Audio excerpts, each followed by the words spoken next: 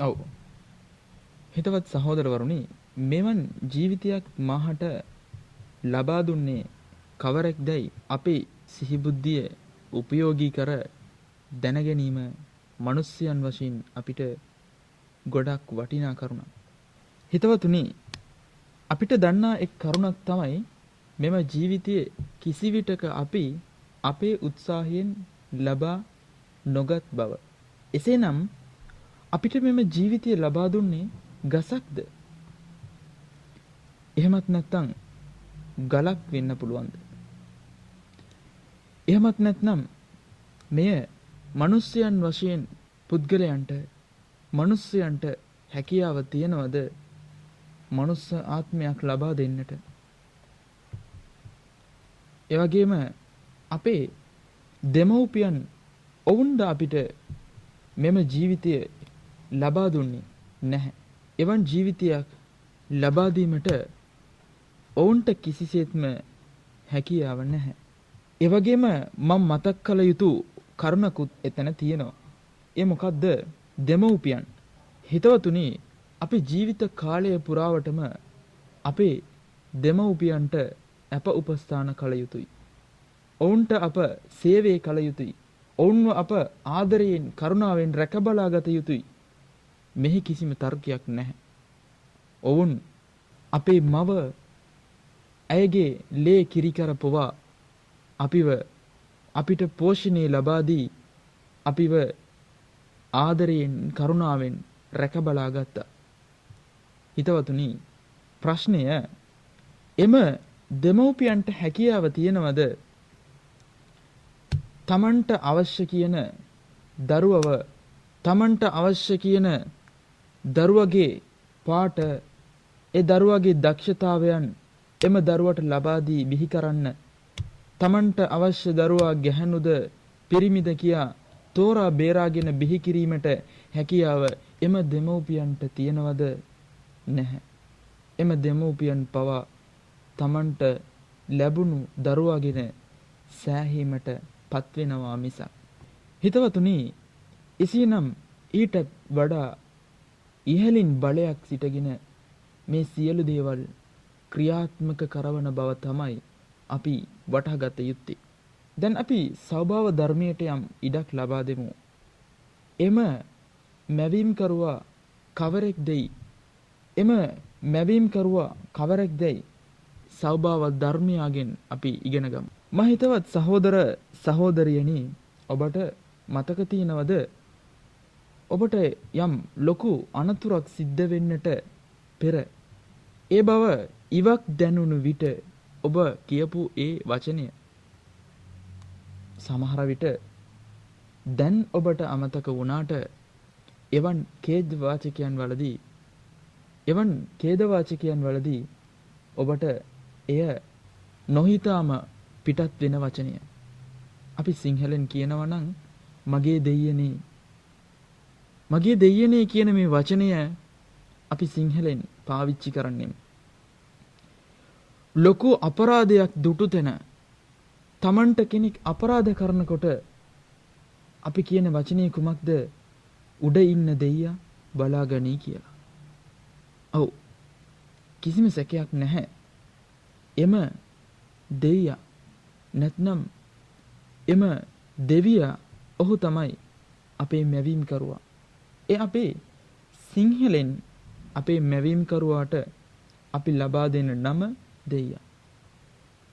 මා හිතවත් සහෝදරවරුනි, දැන් අපි උත්සාහ කරමු එම දෙයියා නැත්නම් එම දෙවියා කොහෙද සිටින්නේ කියා දැනගන්නට. ඔහු සිටින ස්ථානය දැනගැනීම සඳහා අපේ මැවීම් කරුවා අපි අතර සාධාරණත්වය නම් ඉෂ්ට කර තියෙනවා. එනම් අපි කුඩා දරුවෙකුගෙන් ගොස් ඇසුවේ නම් නැත්නම් සමහර විට ඔබත් ඒ ගැන අසන්නට ඇති. සමහර විට ඔබත් එහෙම කියන්නට ඇති. දෙයියා කොහෙද ඉන්නේ කියලා කුඩා දරුවෙකුගෙන් අපි ඇසූ විට අපිට එම කුඩා දරුවා ලබා දුන් පිළිතුර කුමක්ද? එනම් එම දරුවා අපිට කියන්නට ඇත්තේ ඔහු උඩ ඉන්නා බව. නැත්නම් ඔහු අහසේ සිටින බව අපිට Tamanගේ ඇඟිල්ල දික් කර පෙන්වන්නට ඇති. 6-7 නොදන්නා දරුවා එම කුඩා දරුවාගේ හදපත්ලෙහි ඇත්ත හැර සත්‍ය හැර ස්වභාව ධර්මයට අයත් ආගම හැර අන් කිසිම සත්‍යයක් එවෙන විටත් ඔහුට අවබෝධයක් නැතුව ඇති. සමහර විට ඔහුට බොරු කියන වචනය නොදැනුවත්ව ඇති. එවන් වූ එම දරුවාගේ හදපත්ලෙහි එම සත්‍යතාවය ඔහු තැන්පත් කරන තීර ආකාරය අපි දකින විට ඔහුගේ මේ මැවීම් වල තියෙන අපූර්ව ඊටමත් අගනා ලෙස අපිට වටහා ගන්නට හැකියාව ලැබෙනවා. ඔව්. මා හිතවත් සහෝදරවරුනි, එසේනම් අපේ යුතුයකමක් තියෙනවා. ඒ මොකක්ද දන්නවද?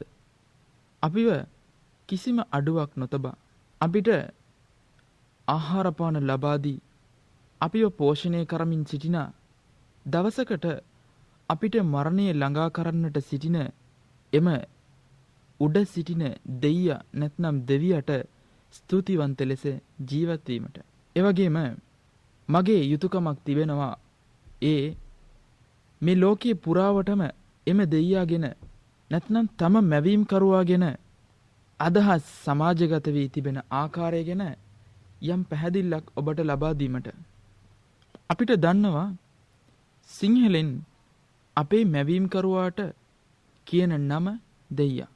එහෙමත් නැත්නම් දෙවියා. ඔව්. එම මැවීම් කරුවාට ඉංග්‍රීසි භාෂාව කතා කරන පිරිස කෙසේ අමතයිද? සමහර විට මෙය ඔබට දන්නවා. සමහර විට මෙය ඔබත් කියන්නට ඇති. my god. ඔව්. god කියන්නේ god කියන වචනය පාවිච්චි කරන්නේ ඉංග්‍රීසි භාෂාව කතා කරන අය තම මැවීම් කරුවාව අමතන්න. ඒ වගේම දෙමළෙන් කඩවුල් කියා දෙමළ භාෂාව කතා කරන පිරිස තම මැවීම් කරුවාව අමතන බවත් අපි මතක් කළ යුතුයි. ඔව්. මේ සියලු දේවල් ගැන සමහර විට ඔබ සියලු දෙනාටම වුණත් යම් අවබෝධයක් තියෙන්නට පුළුවන්. නමුත් එම අවබෝධයට තවත් කරුණක් වැඩි කර දීමටයි මා මේ සූදානම් වෙන්නේ. ඔව්. අරාබි භාෂාව කතා කරන අය තුල නැත්නම් අරාබි භාෂාව කතා කරන අය තම මැවීම් කරුවාව හඳුන්වන නාමය මොකද්ද? ඒ තමයි අල්ලාහ්. අල්ලාහ් කියලා කියන මෙම නම අරාබි භාෂාව කතා කරන පිරිස තමන්ගේ මැවීම් කරුවාව තමන්ගේ පෝෂකයාව අමතන්නට කියන නාමය. මේ වචනේ කියන විට සමහර සහෝදර සහෝදරියන් පවා පුදුම වුණා. ඒ වගේම මගින් ඇහුවා, එතකොට මුස්ලිම් කට්ටියගේ දෙයියා විතරක් නෙමෙයිද අල්ලාහ් කියන්නේ කියලා. ඔව්. හිතවත් සහෝදර සහෝදරියනි, එම දෙවියා මුස්ලිම් වරුන්ගේ අල්ලාහ් පමණක් නෙමෙයි. මේ සකල ලොවෙහිම නිර්මාතෘවරයා තමයි අල්ලාහ් කියන එම දෙවියා. දැන් අපි සූදානම් වෙන්නේ එම දෙවියාගෙන නැත්නම් එම අල්ලාහ් ගැන තවත් පැහැදිලි විස්තරයන් කිහිපයක් ඔබ ඉදිරියේ තැබීමටයි. හිතවත් සහෝදර සහෝදරියනි, දෙවියෙක්යි තමාව හඳුන්වන්න පුද්ගලයා මොන වගේ පුද්ගලෙක් කෙනෙක් විය යුතුදයි අපේ අවධානය අපි යොමු කරන විට ඔබට දන්නවා ඇති රටක කෙතරම් ජනතාව වැසියන් ජීවත් වුණත් එම රටේ කෙතරම් ගම්බද නගරබද ප්‍රදේශයන් තිබුණත් එහි පාලනයට සුදුසු ජනාධිපතිවරයා නැත්නම් රජ්ජුරුවා එහෙමත් නැත්නම් අගමැති කෙනෙක්වයි රටේ ජනතාව තෝරගන්න. රටක පාසලක දරුවන් 1500 2000ක් වුණත් සිටිය හැකියි. නමුත් එම පාසලට විදුහල්පති කී දෙනෙක් සිටිනවද? එක්කෙනෙක්. හිතවතුනි, එයට කාරණය කුමක්ද? එනම් යම් අවසන් තීරණය ගැනීමට යම් කාර්යයක් යහපත් ආකාරයට පවත්වාගෙන යාමට නම් එහි සියලු බලතල එක පුද්ගලයෙකුට ඒකරාශී විය යුතුයි. එම පුද්ගලයා ගන්නා තීරණයට අනෙකුත් අය ඒකඟතාවයේ පළ කරමින් සිටින විට එහි යහපත් පාලනයක් කරගෙන යාමට හැකියාව ලැබෙනවා.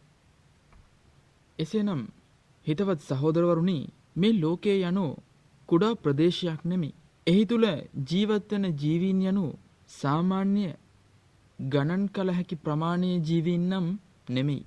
එහි තිබෙන දේවල් පාලනය කරන්නට නම් එම පාලනය අතරතුර අවුල් සහගත කරුණුකාරණා ඇතිවෙන එයට තුඩදෙන බලයෙන් පුද්ගලයන් කීප දෙනෙක් එහෙමත් නැත්නම් දෙවිවරුන් කිහිප දෙනෙක් සිටිමින් මෙලොව පාලනය කරන්නට යෑම යනු මෙලොව යහපාලනයට කිසිසේත්ම සුදුසු වන්නේ නැහැ.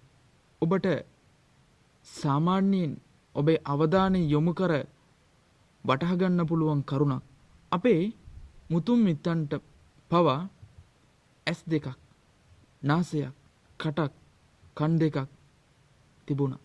එහි කිසිම වෙනසක් නැතුව අද කාලේ උපදින පත ලබන සියලුම දරුවන්ටත් එවැගේම තමයි ශරීරයක් හිමි වෙන්නේ. එවැගේම තමයි ඔවුන්ගේ ශරීරයේ තිබෙන අවයවයන් අන්තර්ගත වෙන්නේ. ඉපදෙන්නට යන දරුවන්ටත් එහෙම වෙයි කියා අපි බලාපොරොත්තු වෙනවා. ඒකට කාරණය පාලන බලයේ සිටින උසස් බලතලයක සිටින පුද්ගලයා නැත්නම් දෙවියා ඔහු ඒකීයෙක් යන කාරණය නිසා තමයි එහි කිසිම අඩුවක් වැඩියක් සිද්ධ නොවි ඒ ආකාරයට පාලනය වෙමින් පවතින්නේ.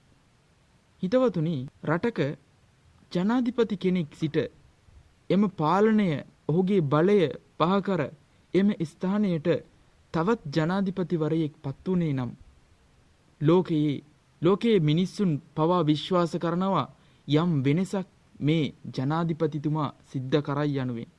හිතවතුනි, ලෝකයේ පාලනය කරන මෙලොව පාලනය කරන දෙවිවරු කිහිප දෙනෙක් සිට එක්කෙනෙක්ව බලයෙන් පහකර තවත් එක්කෙනෙක් එම ස්ථානයට පැමිණ ඔහු මෙලොව පාලනය කරන්න පටන් ගත්තේ නම් සමහර විට අද අපිට නැගෙනහිරින් උදාවන ඉර තවත් දවසකට බටහිරින් උදා වෙයි. සමහර විට අපිට ජලය, වතුර, වාතය අනෙකුත් දේවල් පාවිච්චි කිරීමට හැකියාව ලැබෙන අතර තවත් විටක වෙනස් දේවල් අපිට ලැබෙන්න පටන් ගනී. මිනිස්යන් වශයෙන් අවයවයන් Tamanට තිබෙන S2 සමහර විට S3ක් S4ක් වෙයි. නමුත් එහෙම වෙලා තියෙනවද? නැහැ. එසේනම් ඒකට කාරණය මෙහි පාලන බලයේ සිටින කෙනා ඔහු ඒකීයෙක් විය යුතුයි. ඔහු ඒකීයෙක් වන නිසා තමයි මෙම කරුණු කාරණා ඒකමතිකව කිසිම වෙනසක් නැතුව සිද්ධ වෙමින් පවතින්නේ. එසේනම් එම දෙවියාට තිබිය යුතු දෙවෙනි ලක්ෂණය ගැන අපි දැන් සාකච්ඡා කරමු. හිතවත් සහෝදරවරුනි, දැන් අපි යොමු වෙමු දෙවියෙකුට තිබිය යුතු දෙවන ලක්ෂණය ගැන සාකච්ඡා කරන්න. ඒත් එක්කම මතක් කරන්නම්, එසේනම් දෙවිවරුන් විය නොහැක. දෙවැනි කරුණ නම් එම දෙවියා එහෙමත් නැත්නම් මිනිස්යන් වශයෙන් අපට තිබෙන අවශ්‍යතාවයන් අපි පිරිමසා ගැනීමට වෙරදරන්නේ. අපට බඩගිනි ඇති වෙනවා. ඒ සඳහා යම් මාර්ගයකින්, උපාය මාර්ගයකින් ඉපැයීමක් කර අපි අපේ බඩගින්න, අපේ කුසගින්න නැති කරගන්නෙමු. අපේ තිබහ අපි වතුර බීමෙන්, පානය කිරීමෙන් අපි සංසිඳුවා ගන්නෙමු. අපි ඇඳුම් අඳින්නෙමු, විවාහ වෙන්නෙමු. මේ වගේ අවශ්‍යතාවයන් ගොඩකින් පිරිණු ජීවයන්සේ මිනිස්යන් ඇතුළු අනෙකුත් ජීවීන්ව අපිට දකින්නට පුළුවන්. එසේම නිନ୍ଦ, වැරදි කිරීම, අමතක වීම, මේ සියලු දේවල් මිනිස්යන්ට තිබෙන ලක්ෂණයන් නේද? ඔව්.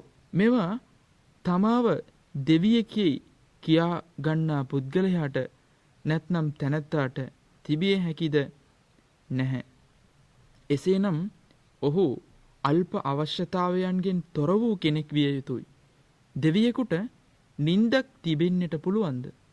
දෙවියෙකුට අමතක වීමක් තිබෙන්න පුළුවන්ද? දෙවියෙක් වැරදි කරන්න පුළුවන්ද? බැහැ. බැහැ සහෝදරවරුනි. එසේනම් ඔහු අල්ප අවශ්‍යතාවයෙන් තොර වූ කෙනෙක් වෙන විට මේ ලොව යහපාලනයකට ඉතාමත් සුදුසු කෙනෙක් හැටියට අපිට ඔහුව බාර ගැනීමට හැකියාව තිබෙනවා. ඒ වගේම තමයි එම දෙවියාට එහෙමත් නැත්නම් තමාව මැවීම් කරුවායයි කියන තැනැත්තාට දරුවන් දෙමව්පියන් සිටිය හැකිද? මෙලොව ජීවත් වෙන අනෙකුත් ජීවීන්ට මිනිස්යන්ට සේම අනෙකුත් ජීවීන්ට දෙමව්පියන් සිටිනවා. පසු කාලීනව ඔවුන් විවාහ වී ඔවුන් අතර සම්බන්ධතාවයන් ඇති වී එමගින් දරුවන් බිහි වෙනවා. මෙසේ තමන්ගේ වර්ගයාව බෝ කරමින් මෙලොව ජීවත් වන ජීවීන්සේ දෙවියෙක්ව අපිට සැසඳිය හැකිද? එහෙමත් නැත්නම් දෙවියෙකුට හාත්පසින් වෙනස් වූ යම් ලක්ෂණයන් තිබෙන්නට පුළුවන්ද? හිතවතුනි, ඔහු දෙවියෙක් නම් ඔහු ඒකියෙක් විය යුතුයි. ඔහුට අල්ප අවශ්‍යතාවයකින් තොර වූ කෙනෙක් විය යුතුයි. ඔහුට දෙමව්පියන් හෝ දූ දරුවන් සිටිය නොයුතුයි. කාරණය, ඔහුට දෙමව්පියන් දූ දරුවන් සිටිනවා යයි අපි උපකල්පනය කළේ නම් එතනින් තවත් ප්‍රශ්න රාශියකට යොමු වීමට අපට සිද්ධ වෙනවා. ඒ මොකද්ද? එනම් සාමාන්‍යයෙන් අද තමන්ගේ පියා රටක පාලකයෙක් නම් ඔහු හිතන්නේ තමන්ගේ පාලනයෙන් යම් කොටසක් තමන්ගේ දරුවාට ලැබිය යුතුයි. පසු කාලීනව ඒ දරුවා තමන්ගේ රට පාලනය කළ යුතුයි. තමන්ගේ නෑදෑයන් රටේ පාලනයට ඇතුල් විය යුතුයි. මෙසේ තමන් ඒ බලය තමාගේ නෑදෑයන් අතර, දූදරුවන් අතර, දෙමව්පියන් අතර පංගු බෙදා දෙන ආකාරයක්. එසේ දෙවියාට දෙමව්පියන් දූදරුවන් සිටින බව අපි උපකල්පනය කළේ නම් ඒ අතර පාලනයන් පවා බෙදී දෙවිවරුන් ඇති වී පසු කාලීනව අද සාමාන්‍යයෙන් මිනිස්සය අතර එකම බලයට පොර කරන අවස්ථාවේ ඔවුන් අතර වාද භේද රණ්ඩුවලට පෙරළී මිනි මැරුම් දක්වා දොරදිග යන අවස්ථාවන් අපිට දැක ගන්නට පුළුවන්. හිතවතුනි, මෙය මනුස්ස සමාජයට සීමා වුණත් මෙයම දෙවියෙකුගේ පැවැත්මට යහපත් කරුණක් යයි ඔබ සිතනවද? නැහැ. එසේනම් දෙවියායයි තමාව කියන එම තැනැත්තාට තිබිය යුතු වැදගත්ම ලක්ෂණයක් ඔහුට දෙමව්පියන් දූදරුවන් නොසිටිය යුතුයි යන ප්‍රධාන ලක්ෂණය. අවසාන වශයෙන්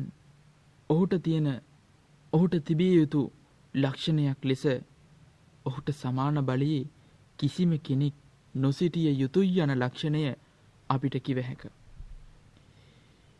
හිතවතුනි, එසේනම් ඔහුට කිසිම බලයක් ඔහුට සමාන නොවන විට දෙමව්පියන් දූදරුවන් නැති, එවැගේම අල්ප අවශ්‍යතාවයන් නැති ඒකියෙක් ලෙස කෙනෙක් තමාව ඉදිරිපත් කරන්නේ නම් ඔහුට පුළුවනි අපට පවසන්න ඔහුයි අපේ මැවීම් කරුවා යයි. එවැගේම එම ලක්ෂණය, එම හැකියාව අපි ගසකට සංසන්දනය කළේ නම්, මිනිස්සෙකුට සංසන්දනය කළේ නම්, සත්වයෙකුට සංසන්දනය කළ දෙවි කම එම තැනැත්තන්ට ලබා දෙන්න පුළුවන්ද යනුවෙන් බලන විට එතනදී ප්‍රශ්නවලට වඩා පැහැදිලි විසඳුමක් අපිට ලබා ගන්නට හැකියාව ලැබෙනවා. එනම් එම කිසිම දෙයක් පැහැදිලි දෙවියෙක් නොවන බව. හිතවතුනි, ගින්න දෙවියෙක්කි සලකා නමස්කාර කරන පිරිසක් ලෝකයේ සිටිනවා. ඉර දෙවියෙක්කි සලකා නමස්කාර කරන පිරිස ලොවේ සිටිනවා. මදකට හිසිතන්න තමන්ට සමාන බලයේ කිසිම කෙනෙක් සිටිය නොයුතුයි. මෙය දෙවියෙකුට තිබිය යුතු ලක්ෂණය. ගින්න වතුර හමුවේ පරාජයට පත්වෙන ලක්ෂණයෙන් යුතු ද්‍රව්‍යකි. ඉර දෙවියෙකි අපි සැලකුවේ නම් ඇත්තටම ඉර තමන්ගේ මැවීම් තමන්ගේ ජනතාව පාලනය කරන්නේ දවසින් අඩක් පමණයි. මෙසේ අල්ප අවශ්‍යතාවයන්ගෙන් තොර වූ මනුස්්‍යයන්ව අපිට සොයාගන්න පුළුවන්ද. බඩගින්න ඇති නොවන, නිදා නොගන්නා, වැරදි නොකරන මනුස්්‍යයෙක් මෙලොවින් අපිට හොයාගන්න පුළුවන්ද. විවිධ තරාතිරම් වල සිටියත් මනුස්්‍යයන් වැරදි කරන ලක්ෂණයෙන් ඔහුට අමතකවීම් තිබෙනවා. ඔහුට දෙමව්පියන් දූදරුවන් සිටිනවා. ඒ සඳහා ඔහු ඇපකැපවී කටයුතු කරනවා. මේ සියලුම දේවල් මනුස්්‍යයන්ට වගේම අනෙකුත් ජීවීන්ට තිබෙන ලක්ෂණයන් මිසක් දෙවියෙකුට තිබෙන ලක්ෂණයන් අපිට සොයා ගැනීමට හැකියාව ලැබෙන්නේ නැහැ. සහෝදරවරුනි, සහෝදරියනි, එසේනම් ඉස්ලාම් සමාජය තුළ මුස්ලිම් වරුන් හැටියට අපේ පිළිගෙන පස්වලක් නමස්කාර කරන එම අල්ලාහ් කියන්නේ කවරෙක්ද කිසිම සැකයක් නැහැ. ඒ අපේ විශ්වාසය අනුව ඔහු එක්කෙනෙකි. ඔහුට අල්ප අවශ්‍යතාවයන් නැහැ. ඔහුට දෙමව්පියන් හෝ දූදරුවන් නැහැ. ඔහුට සමාන බලයේ කිසිම කෙනෙක් නැහැ. මෙයයි මුස්ලිම් වරුන් වශයෙන් අපි පස්වෙලක් නමස්කාර කරමින්, අපි පුද කරමින්, ස්තුතිවන්ත වෙමින් ජීවත් වෙන්නේ. ඉස්ලාම් ආගම අපිට අවධාරණය කරන කරුණු කීපයෙන් මූලිකම කරුණ තමයි ඒ අපේ මැවීම් කරුවා ඔහු අල්ලාහ් බව. නමස්කාරයන් සියල්ල ඔහුට විතරක් පුද කළ යුතු බව. ඔහුට කිසිම කෙනෙක්ව ආදේශ නොකර ඔහුට නමස්කාර කළ යුතු බව ඉස්ලාම් ආගම අපිට අවධාරණය කරන කරුණ. එවැගේම මෙලොව ජීවිතය අපහට ලබා දුන්නේ එම මැවීම් කරුවා වන අල්ලාහ් දෙවිය. එම අල්ලාහ්ට අවනතව කීකරුව කටයුතු කරන අය ඔහුට සමීප ඔහුගේ යහපත් ගැත්තන් එසේ ඔහුට සමීපව ඔහුගේ මග පිළිපදිමින් ජීවත්වීම ගැන ඉස්ලාම් ආගම අපිට පැහැදිලියෙන්ම අවධාරණය කර තිබේ. එය හුදක්ම මුස්ලිම් වරුන් වෙත පමණක් අවධාරණය කරන කරුණක් නම් නෙවෙයි. ශුද්ධ වූ අල් කුර්ආනයේ අල්ලාහ් පවසන විට කුල් යා අහ්ලල් කිතාබි තආලව් ඉලා කලිමතින් සවායින් බයිනනා ව බයිනකුම්. ධර්මයේ ලද අයවලුනි ඔබලා හා අපි අතර එකම වචනයක් යටතට ඔබ සැම පැමිණෙන්න. ඒ වචනය කුමක්ද? අල්ලා නඅ්බුද ඉල්ලල්ලා. එනම් අපේ මැවීම් කරුවා වන අල්ලාහ් හැර අන් කිසිම කෙනෙක් හට නමස්කාර නොකර සිටිමු. වලා නුශ්රික බිහි ෂයිආ. ඔහුට කිසිම දෙයකින් ආදේශ නොකරමු. මෙයයි අල්ලාහ් පොදුවේ මේ ලෝකවාසීන් වෙත කරන විවෘත ආරාධනාව. එසේනම් හිතවතුනි, මේ ආරාධනාව පිළිගෙන මේ වචනය යටතට පැමිණ මැවීම් කරුවාට අවනතව ජීවත් වෙන තැනැත්තා ඔහු ලෝකයේ ඕනම භාෂාවක් කතා කරන්න පුළුවන්. ඔහු ලෝකයේ ඕනම රටක වාසය කරන්න පුළුවන්. ඔහුගේ වර්ණය ඔහු වෙත තිබෙන වත්කම ඕනම ප්‍රමාණයක් වෙන්නට පුළුවන්. නමුත් කාරණය සත්‍ය දෙවියා වන මැවීම් කරුවා වන අල්ලාහ්ව කෙනෙක් පිළිගන්නේ නම් අල්ලාහ් ඉදිරියේ ඊටමත් ගෞරවනීය තැනැත්තා එම අල්ලාහ්ට අවනතව කීකරුවන එම බිය භක්තිය ලද පුද්ගලයා. අල්ලාහ් අල් කුර්ආනයේ ශුද්ධ වූ අල් කුර්ආනයේ අල්ලාහ් පවසන විට ඉන්න අක්‍රමකුම් ඉන්දල්ලාහි අත්කාකුම්. ඔබලා අතරින් දෙවියා වෙත ඊටමත් සමීප පුද්ගලයා කවරෙක්ද? ඔහු තමයි අල්ලාහ් ගැන බිය බැතියෙන් පසුවන පුද්ගලයා. හිතවතුනි, ඒ ආකාරයට ඉස්ලාම් ආගම තුල මුල් තැන ලැබෙන්නේ ඔහු කතා කරන භාෂාව නෙමෙයි. ඔහු බෙසෙන රාජ්‍ය නෙමෙයි. ඔහු වෙත තිබෙන වත්කම හෝ ඔහුගේ වර්ණ ભેදයන් නෙමෙයි.